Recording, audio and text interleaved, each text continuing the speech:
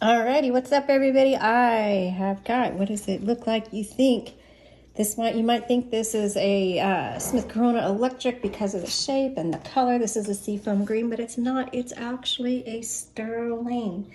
And one of the reasons that you can tell, one, there's no electrical cord, but two, the keys. See how thick those keys are?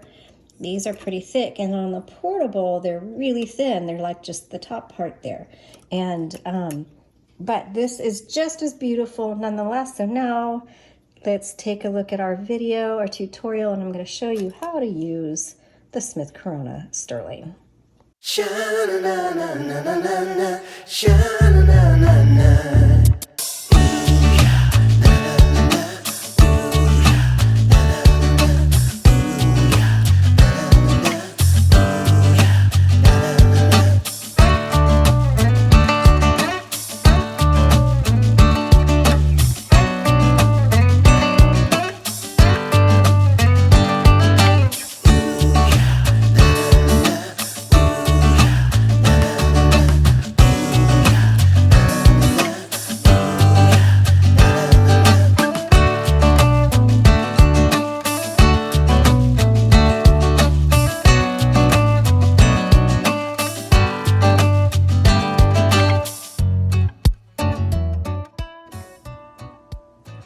Okay, are you ready to learn how to use this beauty? All right, so first things first, this is a seafoam green.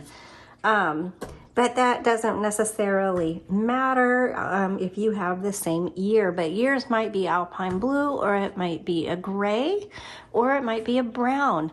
But this is the 1959 Smith Corona sterling. Sterlings are fantastic typewriters, and they run the gamut of 3 decades of body styles and happen to be one of the most popular and well-known styles of the Smith Corona typewriter. So this is probably one of the most modern ones. Probably the most famous or the most loved are the flat tops from the 30s. And then you have the 40s that have a similar body shape, rounded top. They're usually black and they have like speed lines on them. Those are really popular as well. But the seafoam green and the alpine blue is only going to be found in these late 50s models. Okay, let's go ahead and take a look at it. And we're going to start back here. And here is your paper holder. Also, this back panel flips open, voila, like that.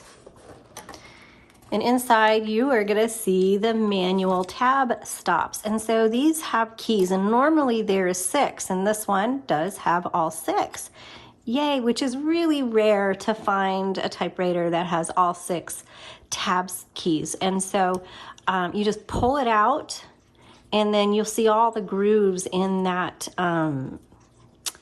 this metal arm down here, and so you just put the tab stop where you would like it. All right, let's fold that back over. And then your tab key is right here.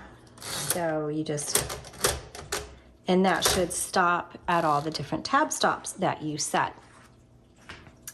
Right here, these silver tabs here, this is your margin. So you just press and drag, and it has, every typewriter has the handy dandy ruler here, where this is the beige part, and there's a beige part down here. That is also a ruler. Secretaries use that to measure out their, to center everything just right, to get the tabs, columns just right. I am not that good, so I don't use them, though I do remember high school having to learn how to use the rulers and find the exact center of the page, and I cannot do that anymore. To me, it's too much work. But nevertheless, it is here if you are so inclined to figure all of that out. Okay, over here behind the handles on either side is a little metal handle, and that releases your carriage, and you can do it on either side. It doesn't matter. And your bell should ding when you get to the end of your margin. This typewriter has a cute bell. Some typewriters, the bells don't work anymore, but you might want to fiddle with it if yours isn't working, because the bell is sure the fun part of typing. I mean, not the only fun part, but I love the bell. Okay, right here on the right side is the paper release. And on the left side, you'll see the 1, 2, and 3. That is for when you hit the return handle. It's going to advance either 1, 2, or 3 lines, depending on what you want. If you got a nice look at my elbow there. But if you're, let's say, writing a book and it's your first draft, I would go for the double or triple line, because it's great for writing in between your mistakes or your thoughts or your corrections or rearranging. It just gives you the space to do that. All right, let's move this carriage all the way over to the left. We're going to open up the top, and the reason we want to move the carriage to the left, blah, blah, blah, I'm stumbling over myself today, is because when you open the top, you don't want the handle to scratch the top. All right, inside you will see our nice little typing basket, escapement area. Also, for those of you looking for your serial number, it is stamped right here on the left side on that metal frame. Probably starts with if it's a 1959, it will start with a 5A. The A series is sterling. It has 1A through 5A. That's how you know you have a sterling. Okay, so then you can go to typewriterdatabase.com and look up your serial number and see what year your typewriter is exactly. All right, inside you will see your spool holder area. And this is a metal spool that we have put in. It is probably not the original ones. But if yours has original spools and you need new ribbon, we can help you with that. So in the description below, you'll see a link to custom ribbons. And what you do is send us your spools and we will roll them with ribbon for you. Otherwise, if you don't have any spools, you just need a universal ribbon, which means you need a ribbon that has a 2-inch spool with a 1/2-inch ribbon. The color does not matter. Standard is black, red, black on top, red on bottom, but there are different colors available out there because it's a very colorful world. And you don't have to have a 2-color. Some people really prefer to have a single color because they get twice the use out of the ribbon, because you don't really use the red as much, or you don't use one color as much as the other. And that just gives you the option to flip your ribbon over, and because you can use that ribbon over and over and over till you just use up the ink. Okay, so when it is time to change out your ribbon, you just pull it out, and when you put it back in, there's 2 little doohickeys that stick up, and 2 metal pins. The bigger one goes in the middle, and the smaller one goes in one of these round. This gives you 5 options. It has to go in one of these little holes here, and that's what turns your spool. And then make sure you have a guide wire right here. You've got the middle guides area and another guide wire there. Also, your ribbon is going to come up around the top and around the back, all right? And so you just pop that in there. Voila! Make sure it goes all the way in. It's messy. Make sure you get that ribbon and the guide wire like that. Okay. Then there is an up-close photo in the description below. Just click on that. It's for the product listing. You'll see the photo of this area, because if I actually tried to show you how to put the ribbon in there, all you would see is my hands doing this, and that's not going to help you. So go look for that photo, screenshot it, save it, whatever you need to, so that when you thread it through, you know how it's supposed to look. And then same on this side as for this side. Okay, now that we've talked about the ribbon, by the way, when you get to the end of the spool, it's not the end of the ink. You need to reverse the direction of your ribbon if it doesn't do it automatically. And you do that, the manual reversal is right here on the left side. And you just reverse that ribbon many times before you really use up all of that ink. It's gonna last you a really long time.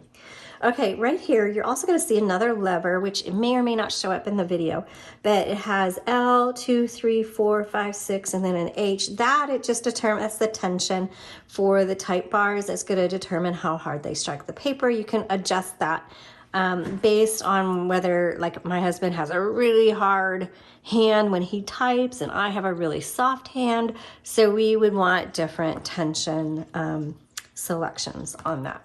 Okay, let's go ahead and close this. You have your color selector, red on the bottom, black on the top, white in the middle is stencil. If it is on stencil, it is not going to type properly, just to let you know. So 2 things to look for. If you're typing along and things aren't going so well, stop and do 2 things. Make sure you don't need to reverse the direction of your ribbon, and make sure that your color selector is not on the white, but that it's firmly on black or red. Okay, so let me load a piece of paper here for you to show you how to load paper. So you just set it right there, right behind that roller. You don't need to shove it down in there. Just turn that handle and make sure your paper goes underneath the metal bar. You snap that metal bar back, come all the way up. If it is uneven, then you pull this paper release forward and you can adjust your paper until it's where you want it to be. Also, we're going to talk about the margin release. So there's your bell, there's your margin. When you are typing, oh, hey, look, I looked down and it's not typing. Can you see that didn't show up? I don't know if you can see that. And you want to know why? Because I have it on stencil. All right, let's try that again. Here we go. When you are, there's the bell, typing, it's going to stop on you because you're like, hey, you're at the end of the margin. Why are you going? But I'm in the middle of my word, so I want to finish my word. So I'm going to hit margin release, which is MR over here. Finish my word, and now I can hit the return handle and go to the next line. Also, when you are typing, if you make a mistake, it's okay. You can backspace, but backspace does not erase. You can either type over that or X through it or line through it and then just type next to it. It's part of typewriting. You will make mistakes. So that is how you use a Smith Corona Sterling 1959. I hope this was really helpful. Please give me a thumbs up. Subscribe to our channel. Tell your friends about us. So glad you're interested in the typing world. Visit our website. We have accessories there as well. And happy typing. Talk to you soon. Bye.